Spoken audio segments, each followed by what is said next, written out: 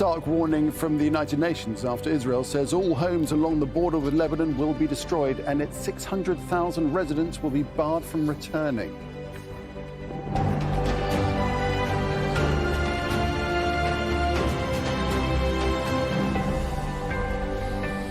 So the United States insists it's pursuing peace with Iran, but through a strategy of, quote, negotiating with bombs. Secretary of Defense Pete Hegseth warned what he calls Iran's new regime to come to the table or face continued attacks. If Iran is wise, they will cut a deal. President Trump doesn't bluff and he does not back down. You can ask Khamenei about that.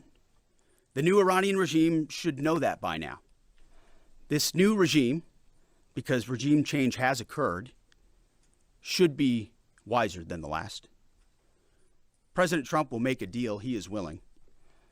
And the terms of the deal are known to them. If Iran is not willing, then the United States War Department will continue with even more intensity. Well, a large fireball lit up the night sky in the Iranian city of Isfahan overnight. The US military bombed what's reported to have been a major underground missile and ammunition storage facilities. Iran also carried out attacks on Israel. In Tel Aviv, 9 people were injured by falling debris from missile interceptions. Large plumes of black smoke could be seen across the city. Meanwhile, Iranian drones and missile attacks continue to strike across the Gulf. A Kuwaiti oil tanker anchored in Dubai waters was hit in an apparent Iranian drone strike earlier on Tuesday. We're live in Tehran and Riyadh and at the White House, but that's where we'll begin with Al Jazeera's chief US correspondent, Alan Fisher. So, Alan, first up, tell us more about how Pete Hegseth is framing the war in Iran and any potential negotiations. Well, he says it's a success, but he says that any peace deal will be done on Donald Trump's terms, essentially saying that the Iranians have to agree what the Americans want.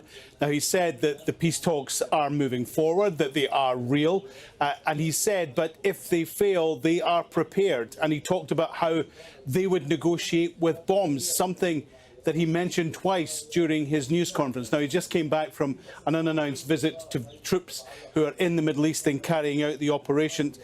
We know that there are many more heading to that area. Pete Hegseth says that the United States has achieved a lot of the goals that were laid out before the war started. They've destroyed Iran's navy. They have essentially destroyed their air force. They have aerial superiority over Iran. They've destroyed their missile building capability and also many of their drone factories. They haven't managed to get a complete victory, even though Donald Trump has said that the war is done. And one of the things, of course, that Donald Trump talked about when he launched the war more than 4 weeks ago was regime change, urging the Iranian people to rise up and take control of the government. There's been no sign of that. Now, Pete Hegseth says that there has been regime change. But, of course, what we've seen in Tehran is that one Ayatollah has been replaced by his son, who many people suggest is much more hardline, much more anti-American than his father. We've also been hearing from President Trump, haven't we, who's been commenting on Truth Social, Alan, among other things, on the Strait of Hormuz. What did he have to say? Well, clearly he has been hot and cold on his relationship with many of his NATO allies.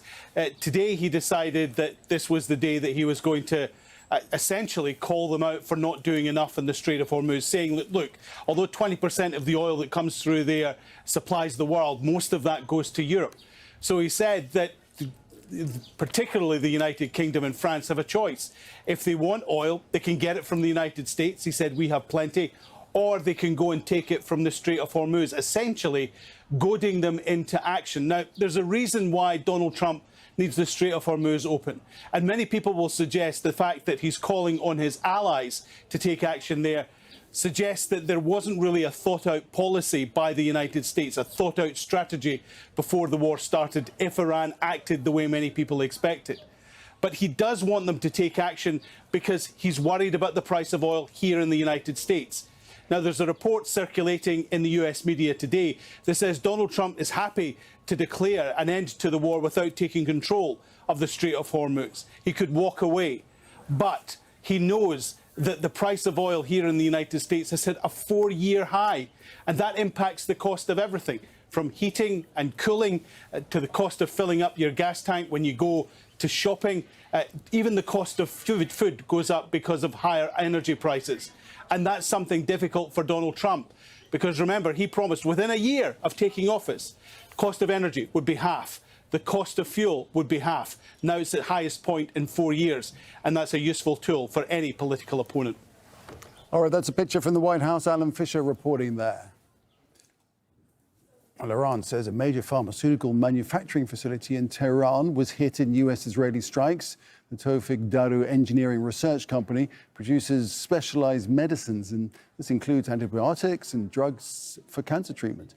Iran's domestic pharmaceutical companies are critical to the nation's healthcare system, which has been hurt by decades of international sanctions. So let's get an update on all of that from Ali Hashim in Tehran. And Ali, the US saying they're happy to cut a deal, as we've been hearing, but at the same time continuing the assault on the country. And what does that mean, the ongoing assault? What does it mean for the people living under this shadow of ongoing war? Well, that adds another layer of complication to this situation, to this war, to the conflict.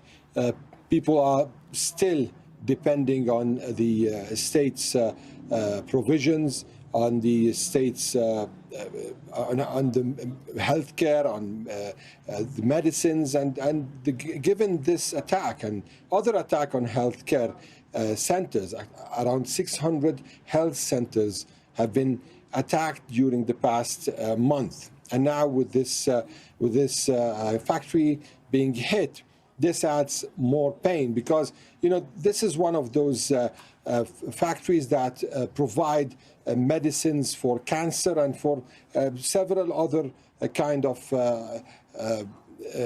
sicknesses. So the idea here is that with the country closed, the sanctions were causing a lot of hurdles when it comes to getting medicines from outside. People will have either to go to Turkey or to the Gulf or anywhere outside to get medicine for the sick people here. And now such an attack will create more reasons for people to be in real pain and misery, but it doesn't really change anything in the whole equation, because it doesn't change the situation when it comes to the war. It's just making lives of people much difficult. All right, Ali, thanks for that. Ali Hashim there in Tehran.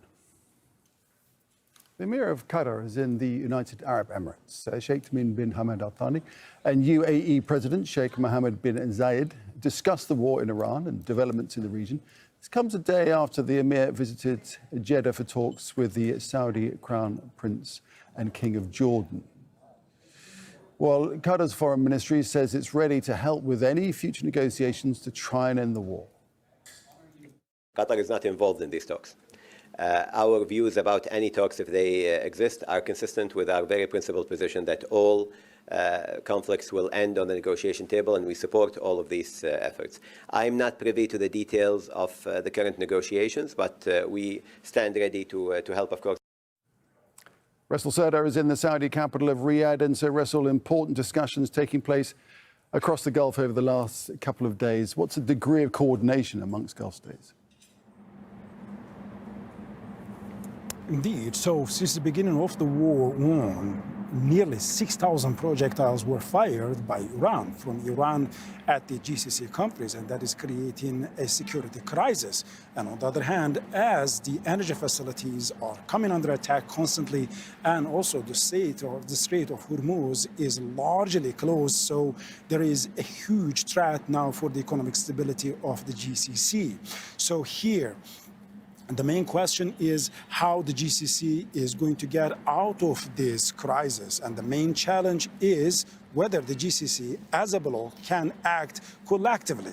So to ensure that, we are seeing now the Qatari Emir is conducting a diplomacy. He was here in Saudi Arabia yesterday in the city of Jeddah, meeting the Crown Prince of Saudi Arabia, Mohammed bin Salman, and then today flying to Abu Dhabi, meeting the United Arab Emirates President, Mohammed bin Zayed. So here, we are seeing that all of the GCC countries are talking about diplomacy, saying that diplomacy is the best solution, but there are also divergences in the approach, how to respond to this crisis. Saudi Arabia is increasingly talking about the right of self-defense and the retaliation if Iran continues. On the other hand, Qataris are insisting on diplomacy, saying that the diplomacy is the only way out.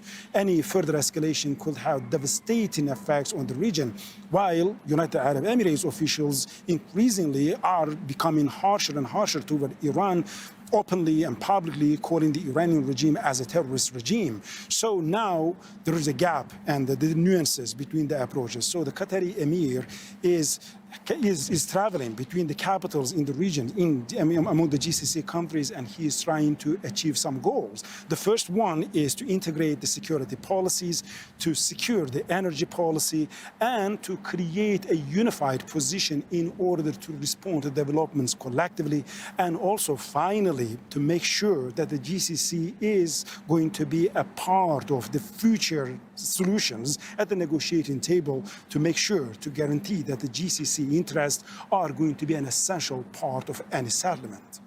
Russell, thanks for that. Russell Serda reporting that. Thanks very much.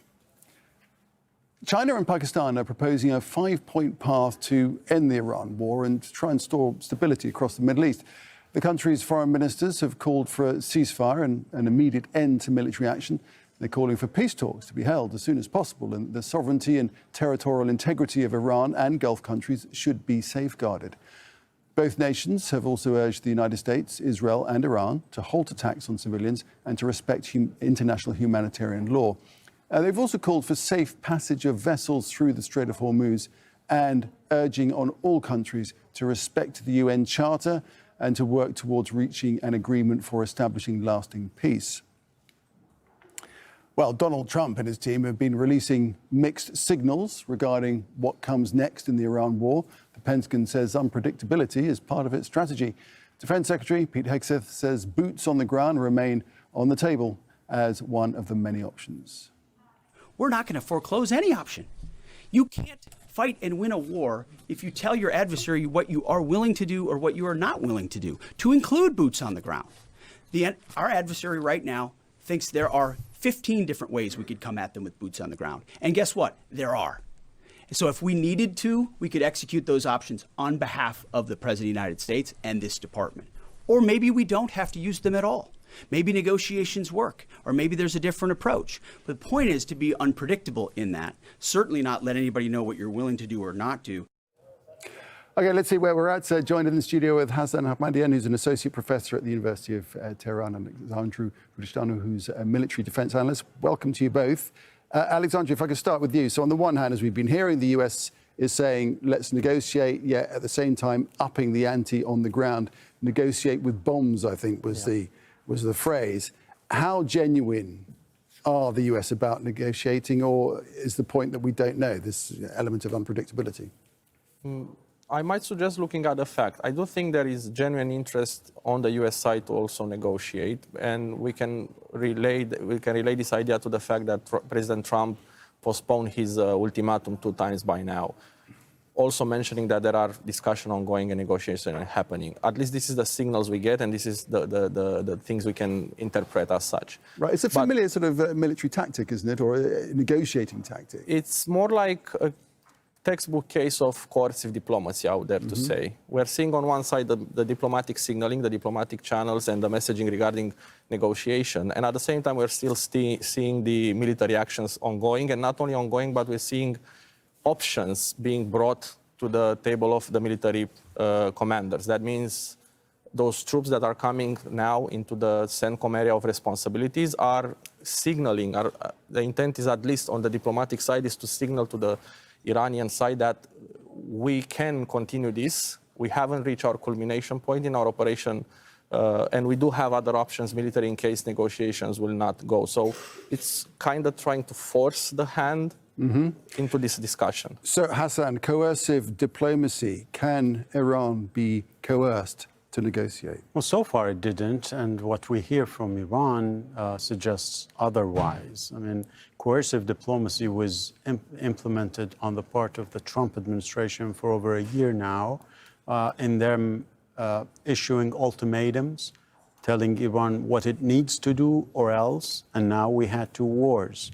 And in those both wars, Iran said no to the maximum demands on the part of Europeans and the Israelis. So I don't see it going really or boding well on the part of Iran. But what we see in Iran is readiness to continue this fight.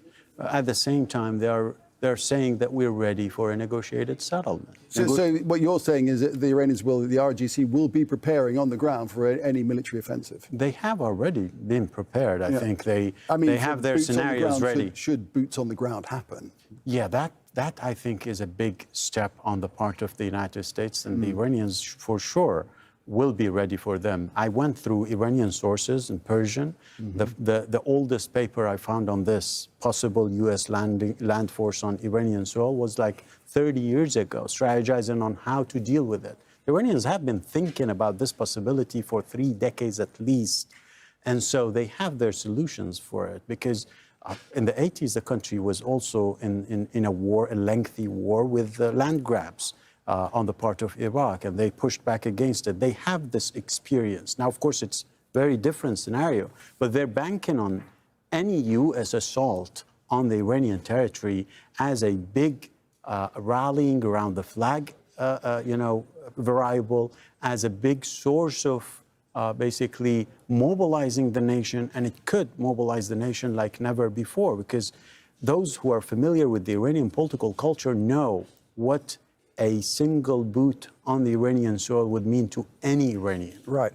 And Alexandru, so the Iranians know that. The US know that the Iranians will put up a very tough fight, and potentially with a great deal of casualties on the US side, as well as on the Iranian side. So that would be factored into this whole idea of diplomacy, right?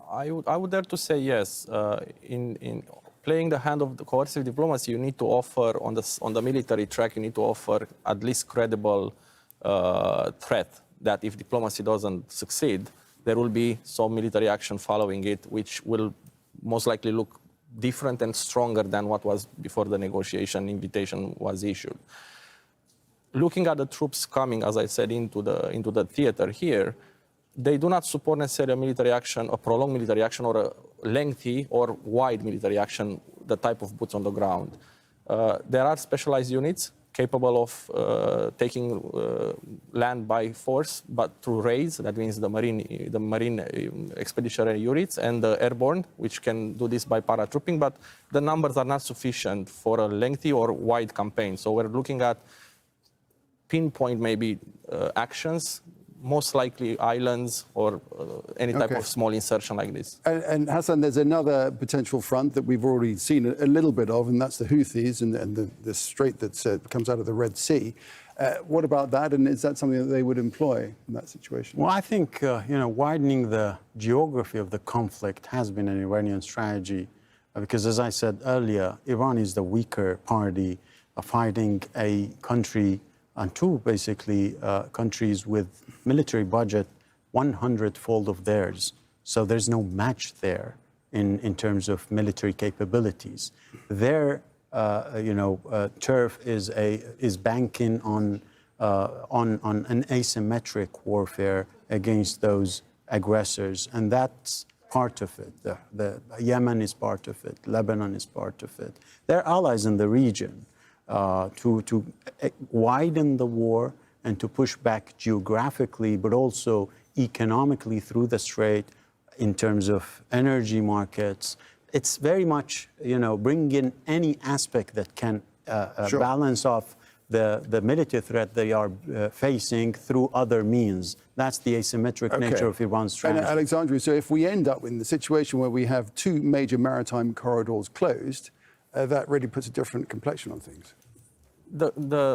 The difference between Hormuz Strait and Bab el-Mandeb Strait is that Bab el-Mandeb does have an alternative route, which is through south of Africa, but that will still add lengthy, 10 to 15 days at least for east to west travel on the sea, will add more cost, which will equate into a global inflation in price of commodities, which will just propagate across. So yes, it will be a nightmarish scenario in that case, and I think this would be a strong hand for Iran, because widening the conflict provides escalation, but not necessarily in intensity. So it's not a vertical escalation, it's more like a horizontal escalation. Right, and it's important to look at all the potential outcomes to understand how the negotiations may pan out or not, as the case may be. Gents, we'll leave it there for now. Thanks very much indeed. Thank you. Thank you.